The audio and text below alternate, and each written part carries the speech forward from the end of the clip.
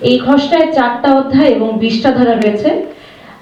গুরুত্বপূর্ণ একটা দিক হচ্ছে এই খসড়াটায় যে শারীরিক, মৌখিক, মানসিক ইঙ্গিতপূর্ণ ও ডিজিটাল স্পেসের আচরণকে যৌন হয়রানি হিসেবে অন্তর্ভুক্ত করা হয়েছে। আপনারা জানেন, এটা আমরা আসলে সবাই মোটামুটি যারা আমাদের যে নারী সমাজ আছে, আপনাদের যারা মা আছে, বোনেরা আছে, বান্ধবীরা আছে, তারা সবাই আসলে মোটামুটি ভাবে ডিজিটাল স্পেসে আসলে ভয়াবহ রকমের সেক্সুয়াল হ্যারাসমেন্টের শিকার হচ্ছেন প্রতিদিনই। তো এটাকে অ্যাড্রেস করে আসলে এই অধ্যাদেশে শারীরিক,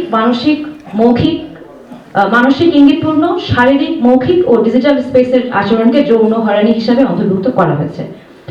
আর নারী নেতৃত্বে গঠিত একটি কমিটি মৌখিকভাবে, লিখিতভাবে বা অনলাইনের মাধ্যমে অভিযোগ গ্রহণ করতে পারবে এবং অভিযোগ গ্রহণ করার 90 দিনের মধ্যে এই তদন্ত সম্পন্ন করতে হবে।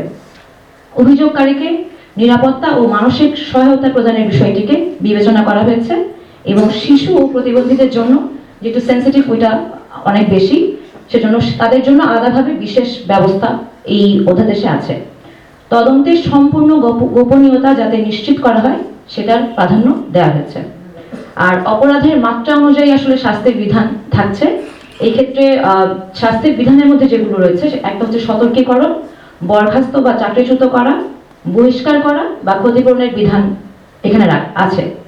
আর অভিযোগ যদি মিথ্যা প্রমাণিত হয় সেক্ষেত্রেও এক ধরনের শাস্তির বিধান এই অধ্যাদেশের মধ্যে আছে।